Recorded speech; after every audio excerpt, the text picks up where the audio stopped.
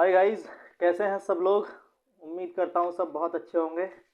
This is Gajendra Singh. I am English teacher. और आज हम बात करेंगे एक नए टॉपिक के साथ। आज का जो हमारा टॉपिक रहेगा वो रहेगा यूज़ ऑफ इट। ठीक है, use of it. Use of it. जैसे कि आप लोग जानते हैं कि यूज़ ऑफ इट, इट मतलब क्या होता है। इट मतलब यह होता है, लेकिन इट का मतलब एक और होता है। इट का मतलब बोलते हैं इसे। क्या होता है? इसे होता है।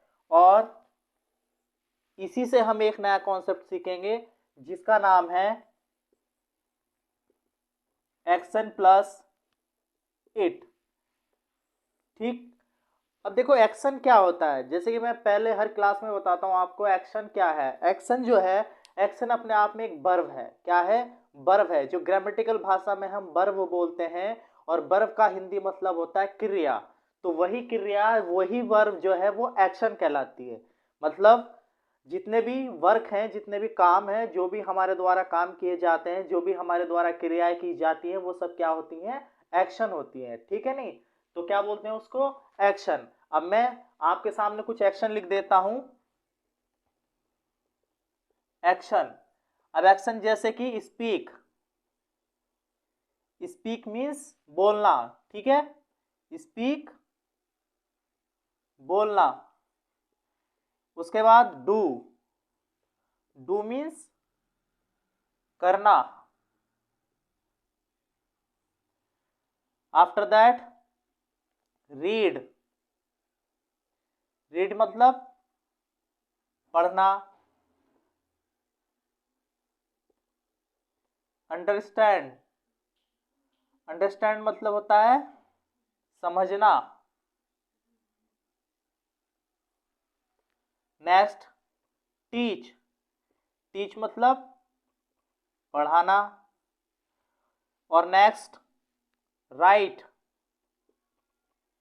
राइट मीन्स लिखना। नेक्स्ट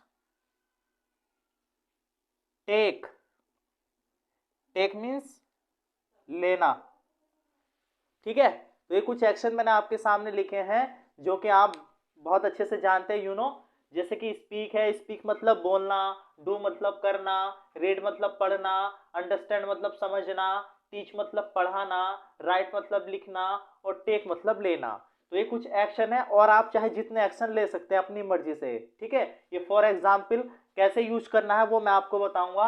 अब यहाँ पे मैंने एक कॉन्सेप्ट लिखा है एक्शन प्लस इट। ये आपका स्ट्रक्चर है जो आपके सामने है।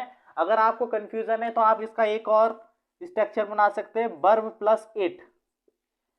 यू नो, जैसे कि मैंने आप लोगों को बताया है कि एक्शन प्लस वर्ब प्लस काम तीनों ही एक ही चीज है। वर्क मतलब काम, और वर्ब मतलब क्रिया। जो भी हम क्रिया करते हैं, जो भी हम काम करते हैं, वो सब हमारा क्या कहलाता है? एक्शन कहलाता है। क्योंकि हंसना, बोलना, लिखना, पढ़ना, समझना, ऑल वर्क, जितने भी हम काम हमारे द्वारा किए जाते हैं वो सब क्या कहलाते हैं? एक्शन कहलाते हैं। Verb plus action. ठीक है। अब अगर मैं बात करूं इसका यूज कैसे करना है, जैसे कि मैंने बताया इट मतलब क्या होता है? इसे होता है। ठीक है, तो अगर मैं यूज करूं स्पीक, स्पीक इट, तो इट मीन्स इसका मतलब क्या बना? इसे बोलो या इसे बोलना। इसे बोलना।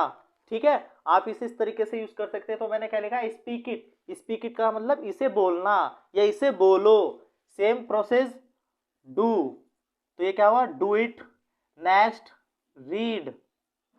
क्या हुआ? Read it. उससे आगे क्या है? अंडरस्टैंड। अंडरस्टैंड का मीन्स होता है समझना। तो मैंने लिख दिया अंडरस्टैंड इट।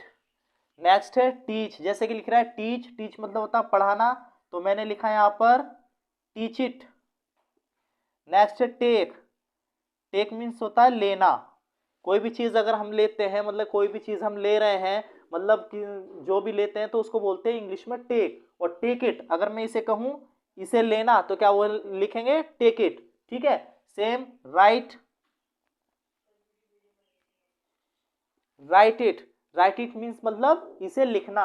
तो अब आपको अच्छे से समझ में आ गया होगा। यहाँ पर मैंने कुछ एक्शन लिखे हैं आपके सामने, जो कि इसकी हिंदी भी लिख रखी है, आप बहुत अच्छे से जानते हैं, कॉमन है। स्पीक मतलब होता है बोलना, डू मतलब करना, है ना, रीड पढ़ना, अंडरस्टैंड समझना, टीच पढ़ाना, राइट मीन्स लिखना, और टेक मतलब लेना। और यही मैंने यहाँ पे कॉन्सेप्ट में जो स्ट्रक्चर मैंने आपके सामने दिया है, इस स्ट्रक्चर में आप इसको यूज करके इस तरीके से लिख सकते हैं। अब जैसे पहला स्ट्रक्चर है, मैंने क्या लिखा, speak it. Speak it means इसे बोलना, स्पीक इट इसे बोलना, डू इट इसे करना, डू इट इसे करना, ठीक। इसी प्रकार से रीड इट, अगर हम इसे अंग्रेजी को जो है अंग्रेजी में बोलेंगे तो इसे क्या बोलेंगे, रीड इट, है ना, read it. Read it means इसे लिखना या इसे पढ़ना, रीड इट मतलब इसे पढ़ना, रीड इट इसे पढ़ना, अंडरस्टैंड इट इसे समझना, इसे समझना, फिर टीच इट।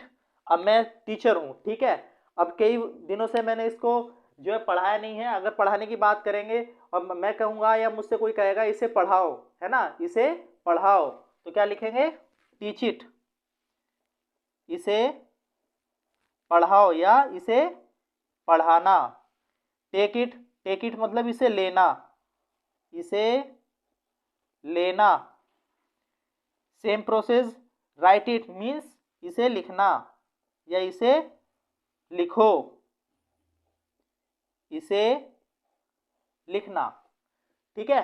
तो आप इस तरीके से इन छोटे छोटे शब्दों से और अच्छे अच्छे वर्ड बना करके इस तरीके से इसको यूज कर सकते हैं। ये बहुत ही इजी कॉन्सेप्ट है ना, क्योंकि आपको अगर कभी भी जब भी कोई छोटी छोटी चीजें बोलनी है तो आप छोटे छोटे वर्डों से ही बड़े बड़े सेंटेंस को बोल सकते हैं और इसको बना सकते हैं। तो एक बार फिर से मैं रिपीट करूंगा, है ना, तो जैसे ये है इसे बोलना, तो स्पीक इट, इसे बोलना, स्पीक इट, है ना, इसे करना, डू इट, इसे पढ़ना, रीड इट, इसे समझना, अंडरस्टैंड इट, इसे पढ़ाना, टीच इट, है ना, इसे लेना, टेक इट, इसे लेना, और इसे लिखना, रीड इट, ठीक है। तो इस तरीके से आज का आपका कॉन्सेप्ट हुआ एक्शन प्लस इट, ठीक है, या वर्ब प्लस इट, ठीक है। और इट के मायने होता है इसे, इट का मायने क्या होता है, इसे, इसे या यह है। तो मुझे उम्मीद है, I hope you have understood, आपको ये वीडियो पसंद आई होगी और आपको समझ में भी आया होगा। उम्मीद करता हूँ आप इनका प्रयोग करके, यूज करके अच्छे से इसको स्पीक कर सकते हैं। और तब तक के लिए then till bye bye, thank you.